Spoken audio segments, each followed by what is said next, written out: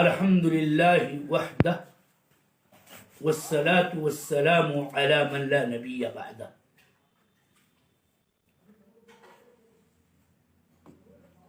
شیخ الاسلام ابن تیمیہ نے تقدیر کے دونوں درجات میں سے دوسرے درجے کے مکذبین و منکرین کا بیان کرنے کے بعد یوں فرمایا ہے، آپ کے الفاظ یہ ہیں کہ وَيَغْلُو فِيهَا قَوْمٌ مِّنْ أَهْلِ الْإِثْبَاتِ حَتَّى سَلَبُوا الْعَبَدَ قدرته وإرادته وسلبوا من أفعال الله وأحكامه حكمها ومصالحها۔ در حقیقت اسی عبارت کی تشریح و توضیح آج کے درس میں مقصود ہے، گرچہ کچھ باتیں کل پیش کی جا چکی ہیں۔ میں ایک بار پھر اس عبارت کا ترجمہ آپ کے سامنے رکھ دینا چاہتا ہوں کہ تقدیر کے دوسرے درجے مشیت نافذہ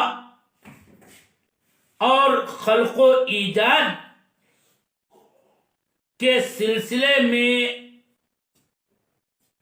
قدر کو ثابت کرنے والی ایک قوم غلو سے کام لیتی ہے، اور اس کا غلو قدریہ نفات قدر کے برعکس ہے کہ انہوں نے بندے سے اس کے قدرت اور اس کے ارادے کو سلب کر لیا، یعنی یوں کہا کہ بندہ اپنے افعال پر مجبور ہے۔ ایک نمازی نماز پڑھتا ہے، وہ نماز پڑھنے پر مجبور ہے۔ ایک چور چوری کرتا ہے، ایک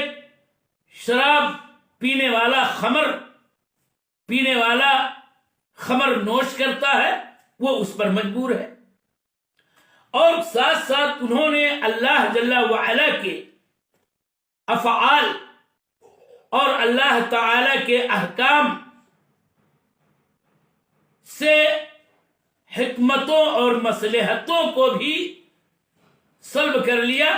گویا وہ یہ کہتے ہیں کہ اللہ جل وعلا کے جس قدر بھی افعال ہیں اس میں کوئی حکمت نہیں، اس کی کوئی مصلحت نہیں، اور اس کے جو احکام ہیں اس کے بھی حکم و مصالح کی وہ نفی کرتے ہیں۔ اور اسی غالی فرقے کو جو تقدیر اللہ جل وعلا کہ اس بات میں مبالغہ آرائی یوں کرتا ہے اور یوں غلو آمیزی کرتا ہے کہ بندے کو مجبور محض قرار دیتا ہے، یہی فرقہ جبریہ کے نام سے جانا جاتا ہے۔ جبریہ کے بارے میں گفتگو قدر تفصیل سے آپ کے سامنے رکھی جاتی ہے۔ علماء کی تحریروں کا خلاصہ میں آپ کے سامنے رکھنا چاہتا ہوں کہ جبریہ کے دو مشہور فرقے ہیں۔ ایک تو غلو کرنے والے جبریہ، جن کا قول یہ ہے کہ بندہ ہر چیز پر مجبور ہے، وہ اپنے فعل پر مضطر ہے، اور وہ اس کی حیثیت اپنے افعال کے سلسلے میں ایسے ہے جیسے آندھی کے دوش پہ ایک تنکا، یا جیسے کہ کاتب کے ہاتھ میں قلم کی حرکت، کہ گویا نہ اس تنکے کو کوئی اختیار، نہ اس کا کوئی ارادہ، نہ قلم کی اپنی کوئی حرکت، نہ اس کا کوئی اختیار و ارادہ. یہ ہے غلاة جبریہ، غلو کرنے والے، یہ نظریہ رکھنے والے صوفیہ اور دیگر لوگ بھی اسی میں آتے ہیں. البتہ جبریہ کا ایک دوسرا فرقہ ہے جس کو ہم جبریہ متوسطہ نام دے سکتے ہیں،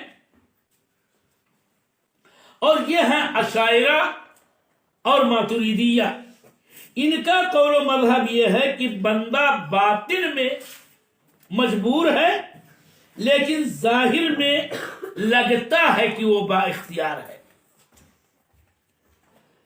تم اسے دیکھو گے تو ایسا پاؤ گے کہ وہ با ارادہ و با اختیار ہے، لیکن اگر باطن میں غور کرو گے تو یہی آپ پاؤ گے کہ وہ مجبور ہے.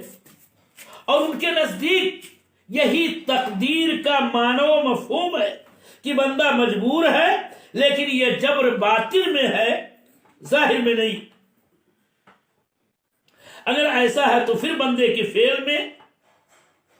ان کا قول کیا ہے؟ ان لوگوں نے کہا کہ بندہ فعل حقیقتاً کرتا ہے، اور یہ کہتے ہیں کہ جب وہ مجبور ہے تو اس کا مطلب یہ ہے کہ اس کا فعل حقیقت میں اس کا اپنا فعل نہیں ہے، بلکہ فعل کی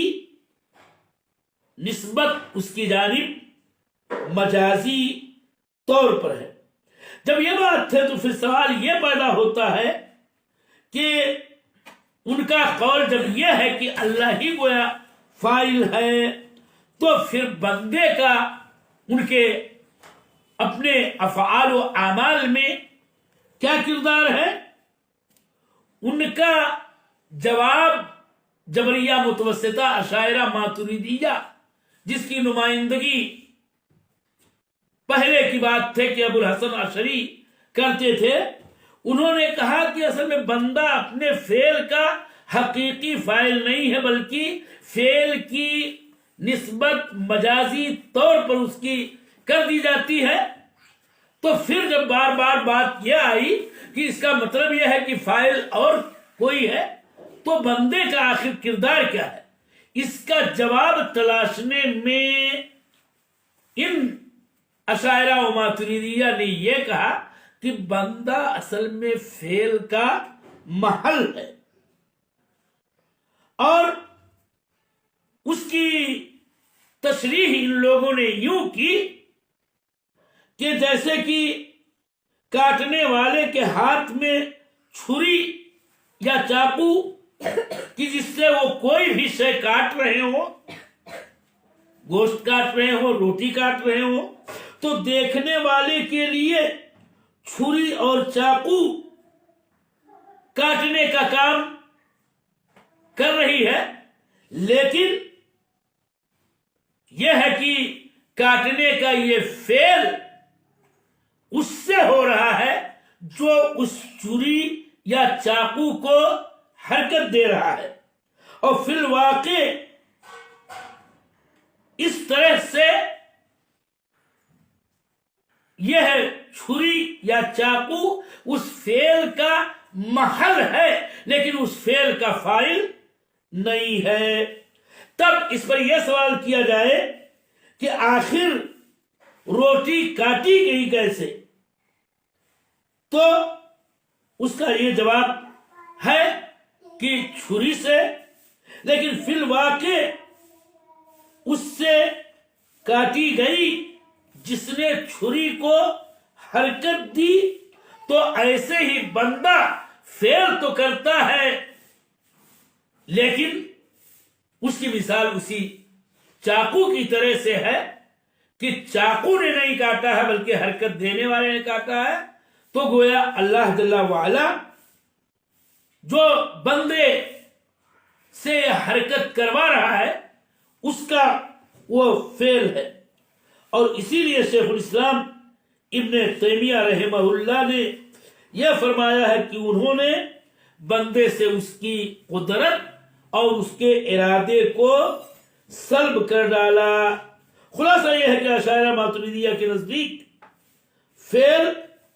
مجازن بندہ کرتا ہے، حقیقتاً اس کی نسبت اس کی طرف نہیں کی جائے گی. اور اس طرح سے گویا باطن میں بندہ مجبور ہے گرچہ ظاہر میں لگتا ہے کہ یہ فعل کر رہا ہے. یہاں پر سوال یہ پیدا ہوتا ہے کہ تو پھر آخر بندوں کا ان کے افعال پر محاسبہ کیوں ہوگا؟ کہ اگر وہ فعل طاعت کا ہے تو اس کو ثواب دیا جائے گا، اگر وہ فعل گناہ کا ہے تو اس کو اس گناہ کی سزا دی جائے گی. جب وہ باطن میں مجبور ہے اور حقیقت میں وہ فاعل نہیں ہے تو آخر اس کا محاسبہ اس کے اعمال پر، اس کے افعال پر، اس کے کاموں پر، اس کے طاعتوں پر، اس کی معصیتوں پر کیوں کر ہوگا؟ اسی کا جواب تلاشا ابو الحسن اشعری نے حقیقت میں، جس کو بعد کے اشاعرہ و ماتریدیہ سب نے اپنایا. ان لوگوں نے اسی اشکال کا اور اسی سوال کا کہ آخر محاسبہ کیوں تب بندے کا ہوگا جب وہ مجبور محض ہے، تو ان لوگوں نے یہ کہا کہ اصل میں محاسبہ اس لیے ہوگا کہ بندہ اپنے فعل کا کسب کرتا ہے. اب سوال یہ ہے کہ بندہ جب اپنے فعل کا کسب کرتا ہے تو اس کسب کا معنی کیا ہے اور اس کسب کا حقیقی مفہوم کیا ہے؟ اور اشاعرہ ماتریدیہ کسب سے کیا مراد لیتے ہیں؟ تو اس کا جواب وہ حقیقت میں اس طور پر نہیں دے سکے اب تک کہ جس سے دلوں کو اطمینان حاصل ہو جائے. اس لیے کہ اگر ہم قرآن کریم میں کسب کا لفظ دیکھیں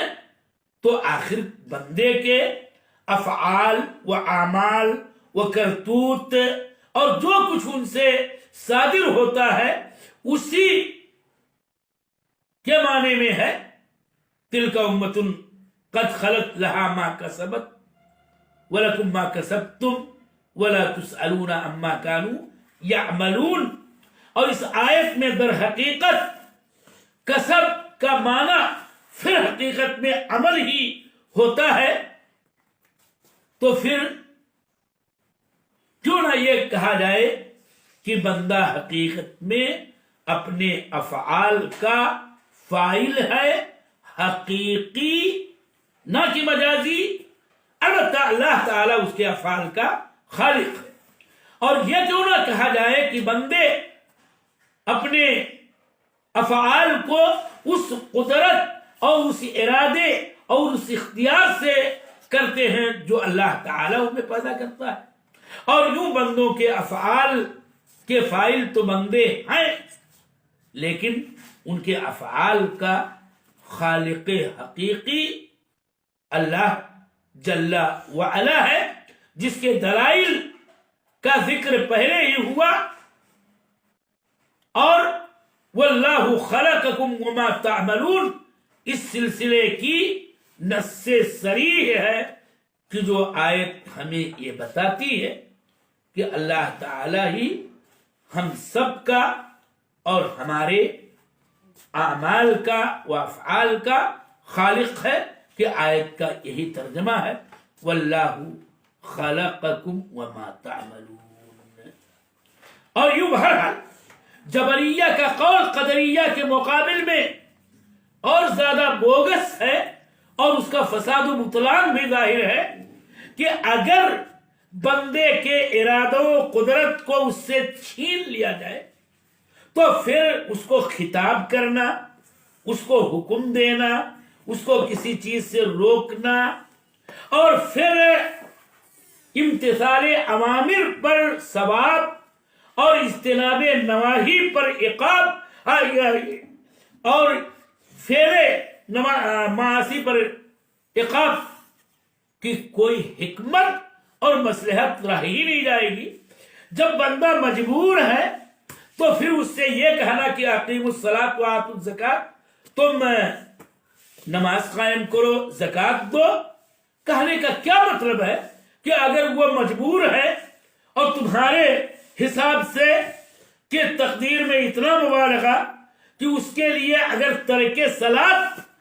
ہے، اس ترک صلاۃ پر وہ مجبور ہے، تو اللہ جل وعلا کے ان اوامر اقیموا الصلاۃ کا کوئی مطلب ہی نہیں ہے۔ وَلَا تَقْرَبُوا الزِّنَا کہنے کی کوئی وجہ ہی نہیں ہے اگر اس کے حق میں تمہارے نظریے کے مطابق زنا مقدر ہے اور زنا کرنے پر وہ مجبور ہے کہ وہ اس سے باز رہ ہی نہیں سکتا ہے، بلکہ اس کو وہ کرنا ہی کرنا ہے، تو پھر اللہ جل وعلا کے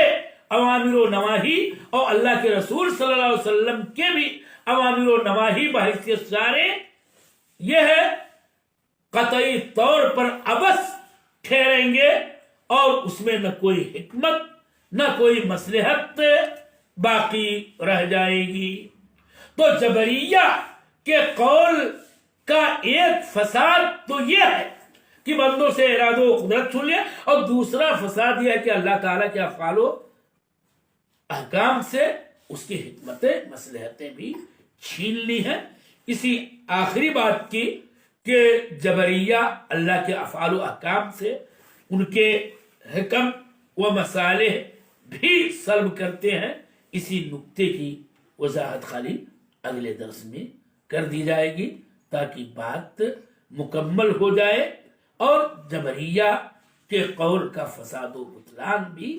مزید اچھی طرح سے واضح ہو جائے۔ اس میں کوئی شبہ نہیں کہ مسئلہ قدر میں قدریہ بھی گمراہ، جبریہ بھی گمراہ، اور اہل سنت والجماعت کو اللہ تعالیٰ نے ہدایت دی کہ وہ اس باب میں، باب قدر میں ہدایت یافتہ ہیں بإذن اللہ وفضلہ ورحمتہ۔ اللہم اجعلنا من اہل السنہ والجماعہ الذین یؤمنون بالقدر خیرہ وشرہ وحلوہ ومرہ علی منہج السلف الصالح وصلی اللہ